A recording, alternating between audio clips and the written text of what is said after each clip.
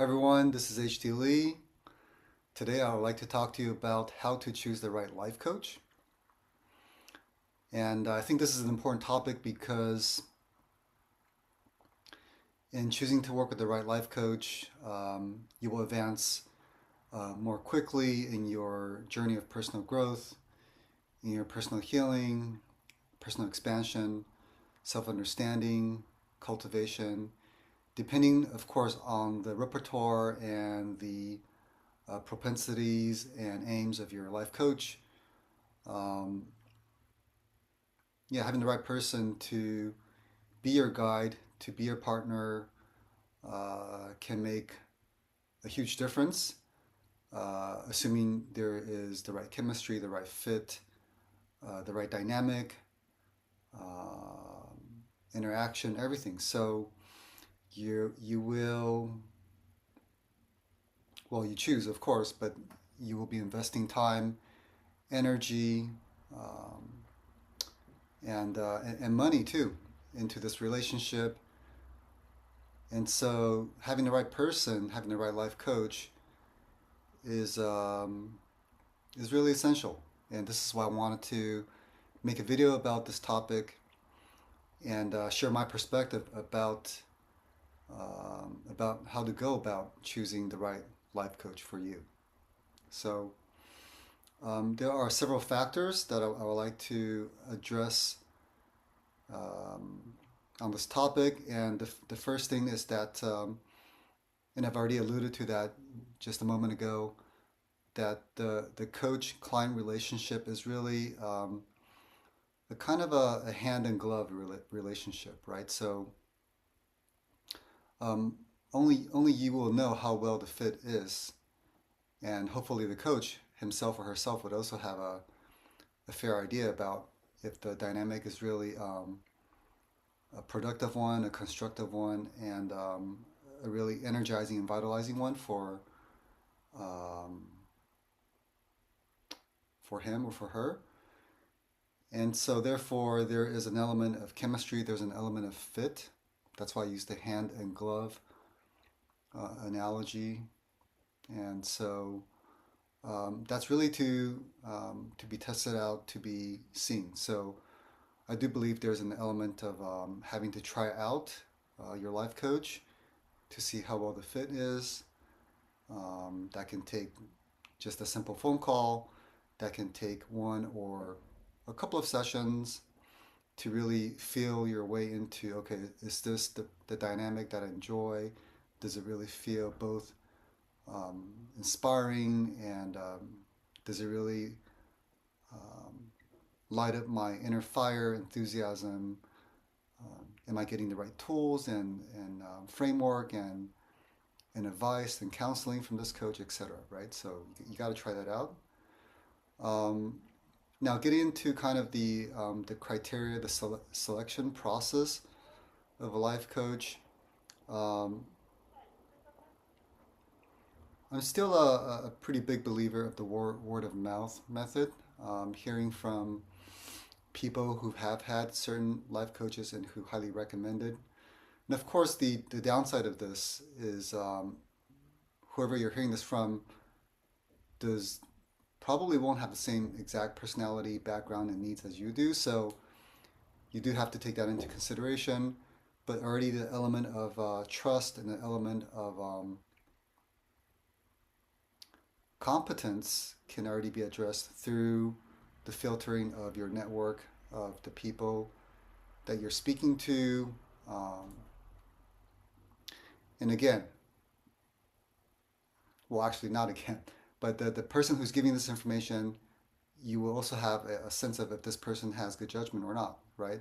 In any case, it will be a shared experience or an experience that he or she will share with you, and you can take that into account. And I suppose the reviews that you would read on a website about um, a coach or a therapist is somewhere in between a word of mouth method and something that's completely anonymous and just jumping in straight, you know, without knowing anything about this life coach whatsoever.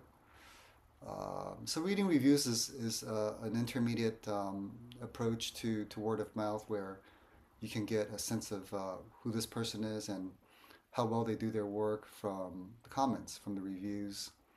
But of course, you don't know the people who are giving the reviews, so but, there's no perfect way to assess your future potential life coach. But this is why I'll give you several things to consider and to put into to implement so that you can choose the best life coach for you. Um, Now, I want to say a thing about this marketplace mentality that our economy is um, kind of trying to make everything into, that everything is comparable based solely on price, on some kind of characteristic or specification, right? If you're buying a bed, you might look at the design of the bed, the material that it's made of, the pricing, etc., and then choose the best bed for you. And when you choose a service that's from a human being, and especially one that is intimately intertwined or going to be intertwined with your inner world, your inner process, where you want to go in your personal development journey, in your life, in your search for meaning and purpose. There's a lot of nuance, there's a lot of subtlety, and there's always the question of chemistry, how well you and the coach fit. So I want to give a word of caution about this marketplace mentality where you can simply compare a coach um, from one to the next based on their their expertise, based on their approach, and based on their pricing. If you're making your choices based on that purely, I would just caution against that. I think it's good and important actually to do more investigative work. Again, whether it's through word of mouth, whether it's through trying having just a phone call, 20, 30 minutes. Most coaches offer that for free, and you're going to begin to get a pretty good sense about whether this is the right person for you or not. Now, of course, I'm not against the rational approach of looking at the methods that this person uses, whether it's cognitive behavioral, whether it is positive psychology, whether it is transpersonal psychology, whether it's a shamanic approach, a purely psychospiritual approach, somatic approach, or a combination thereof. It's good to look at these things, and you might already have a sense for what you need the most. So, of course, look at those things.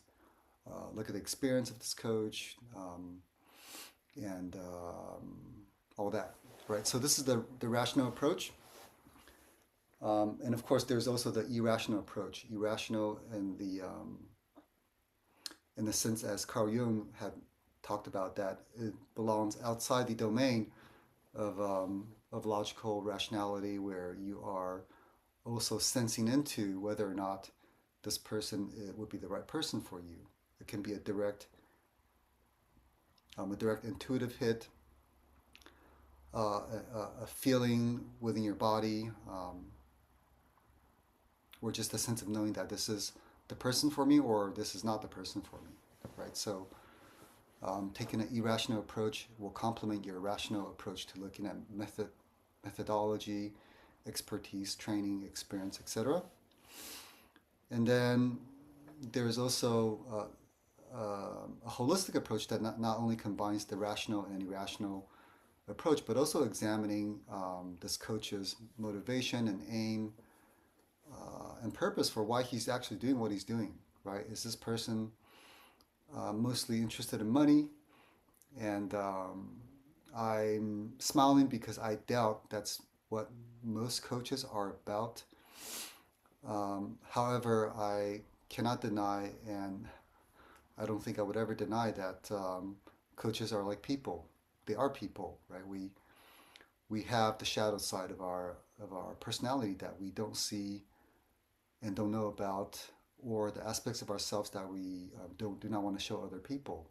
This can be greed. This can be power. This can be validation through external actors and circumstances. So the what is the factor that is present within a coach's uh, motivation and presence and sincerity to be of service? How much of that is tainted by his greed, his need for validation and recognition? Those are things that you have to get a sense of. You know um, how integrated, how held, how well held together is this person, and how far has he or she gone in her own journey? Does he or she really walk the talk um, of what he is um, counseling on, what he's advising you on? Um, yeah, so I think this holistic approach is really important to really look at the coach, um, yeah, as another human being like you, and try to understand, trying to feel into uh, his vibration, his field of energy, um, yeah, what he's made of, and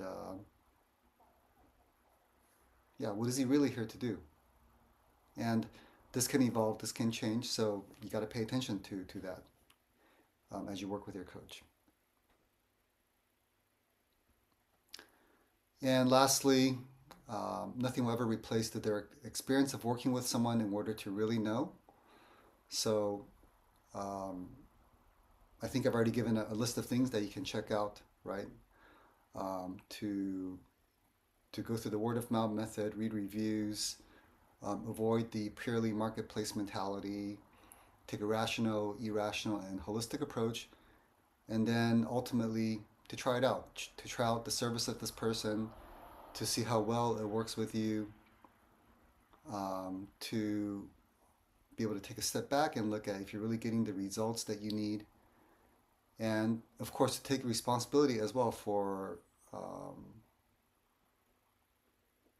whatever results you're getting, right? So um, coaching, I want to emphasize, it's not a one-way street. It's a two-way interaction, and there are always reasons for whether things are working well or not well. And so look at the coach, choose um, the right person for you to the best of your ability, but also look at yourself to see what is preventing you from making the most of the coaching client relationship, right? That's also very important. And maybe I'll make another video about this topic in the near future. So thank you for watching. If you like and enjoy and appreciate this video and the topic or the topics that I'm talking about, please like and subscribe. And you can also check out my website and my podcast, which I will put in the description below. So I wish you a beautiful day um, filled with gratitude and wisdom, growth and healing.